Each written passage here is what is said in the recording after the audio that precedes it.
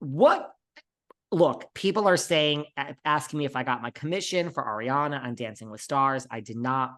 I think Bethenny owes us a commission, or at least I have been talking about these issues. These are all the issues that I love talking about. Now, you do have to check yourself at some point and say, like, bitter party of one. Like, but I love talking about the machine and the allure of fame and the paycheck and how, like, they all come here season one with me and we're looking in each other's eyes and do. And then by season two, it's like, who are you? I'm not going to change you. I just said to Side to Silva before the show aired, I had her like the day before in studio. Go listen to my interview. I said, don't change. Oh, I'll never change. I'd like Sai back next season, and I'd like to see if I feel a difference in her as a human, just one-on-one. So like, I love talking about these issues. So you have an issue with Bethenny at the grandstanding and like, here we go, like why you need to insert yourself in Gina's Casita and Andy Cohen. But then you're like, everything she's saying, I don't disagree with it. I do agree that there was an actress named Lisa Rinna who was on the best show that ever existed in the history of TV, Melrose Place. And then she, Taylor McBride was her name, Taylor McBride. And then so I do agree that the machine changes you. And I don't know, like I have an issue with Bethenny and then I'm like, I agree with everything she's saying. You know? Sarah's looking a little disgusted for those of you watching the clip on YouTube. She's looking a little disgusted. I don't know. I just find there's something not sincere about Bethenny. I find Bethenny to be a complete fucking hypocrite. And if you were so invested in a reality reckoning and union where you want to help women of color, women, of all ages, men, women. Again, I think you'd be reaching out to people on VH1 and TLC people. And I think you'd be spending a lot less time talking and a lot more time behind the scenes, advocating for those people and, going to bat. And I'm sure, if she heard this, she'd be like, you have no clue what you're talking about. Mark Garagos, we're doing all this stuff. I think it's so personal. And I think Bethenny can spin it like a million different ways, but it's personal. It's about Bethenny. It's just all about, name one person, here's my argument about Bethenny Frankel. Name one person that's had an amazing experience with her.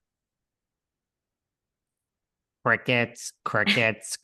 And by the way, with Bethenny, business is personal. Business is personal, darling. Producers that have worked with her talk show, Jessica Harrison, Carol Rad as well. I mean, now Andy Cohen. Of course, Andy Cohen cannot say anything publicly because they're embroiled in this, whatever this reality reckoning is. But I mean, I have never seen a colleague in the entertainment business come out and go, who's a stand-up person and incredible to work with is Bethenny Frankel. You have a point. I had on Mr. Wonderful, Kevin O'Leary from Shark Tank. He said that. No, he went viral press here. I said, and he said he called her a crazy chicken. Go Google it. It was go listen to my interview with Kevin. He said she's a crazy chicken from working with him on Shark Tank, and it went viral all over the world. Now, mind you, they then went to do another show, Money Court, together. But he said it was literally viral press. I was in like every country. Kevin O'Leary's Shark Tank calls Bethenny Frankel on Behind the Velvet Rope a crazy chicken. So go and Google that one. No, I mean, you have a point. I agree with you. Look, business is personal to Bethenny. It is personal. Like you can't with a straight face say you're not out to get Andy Cohen. Like, why is this a big revelation? Like, look, do I think it's misogynistic having these women fight against each other and asking things like who's the poorest, sure, but that is the job. I mean, look at what we're doing in our lives. I just had on my Patreon a stripper from Looker's Gentlemen's Club in Newark, New Jersey, who wants to detail. And when she was on my podcast, on the Patreon, I said, no, go back. What did Melissa wear? So the thong, did they take the dollar bill and shove it down Melissa's pants? Did someone's hand go down Melissa's pants? Like, this is the job. So I see she has valid points, but it's like, what do you want? This is the job. And do I agree with you that I think it's all about her and this isn't like a real, yes, if this were a real, I mean, I also heard people that work with her and be strong, and they don't even have great things to say about her when the planes are flying all over the world. how she's the face of it and the name of it, which doesn't even matter if you're the one getting it done. But I have people that are on the ground, flying the planes, packing the supplies, and they're like, yeah, what do you mean? Like Bethenny's involved with this? Like, we don't even have her direct phone number. I don't know. I don't know. Maybe our audience really loves her. I mean, she certainly has like huge fans on her TikTok. Like that's the only place that I see her stuff. And I mean, her fans like love her there. So maybe people want us to keep talking about her. I just, yeah, I mean, I just don't, I don't see many housewives. I mean, even people that like, remember when she did that TikTok and tagged people? Then, I think Paige DeZarbo, like a bunch of people, were like, don't tag me. I'm not a part of it. I want nothing to do with it. I mean, it's, I don't know. Such a weird tag too. Such a weird. And by the way, did Paige cheat on Craig?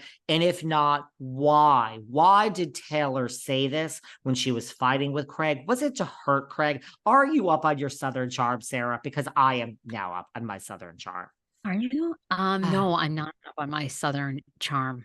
It's okay. We got a bunch of man babies that are going to be alone with me for the rest of their lives. Shep, Austin.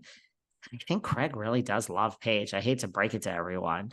Oh, you know what we haven't talked about? So I don't know, mixed bag on Miss Frankel. I always come out with a mixed bag. I don't really think to know if our audience wants us to continue to cover it, because I think I have such a biased opinion of I don't like her. At first I used to be a huge fan back in the day. Loved her. Then, like the more I see her, I can't stand her. I need to issue a warning to you. What? I need to issue a warning.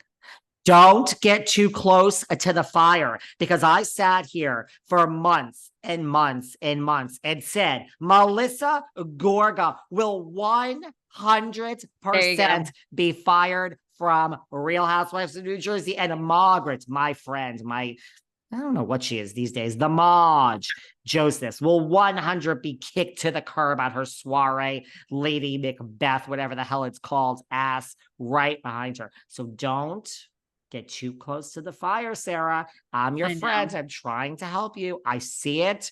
I see it happening. By the way, we're allowed to be biased, guys, if we want to. It's our show. We can do whatever the fuck we want.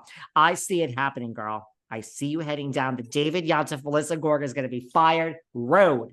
I will say this, and good point. And you and I have both said this. She does. Bethenny has good points about a union. 100%. Like when Nene was on, they should absolutely be compensated for their image on these gifts. And that Bravo, sold a gift, all their images to a gift company. 100% they should make money from that. And when they are re-aired in other countries, they should be given a residual. Same with, just as like you're in a SAG-AFTRA union, they should be given healthcare and workman's comp. I agree with a lot of her things, but I'd be happy to like never talk to her about her again. I'd be good with that.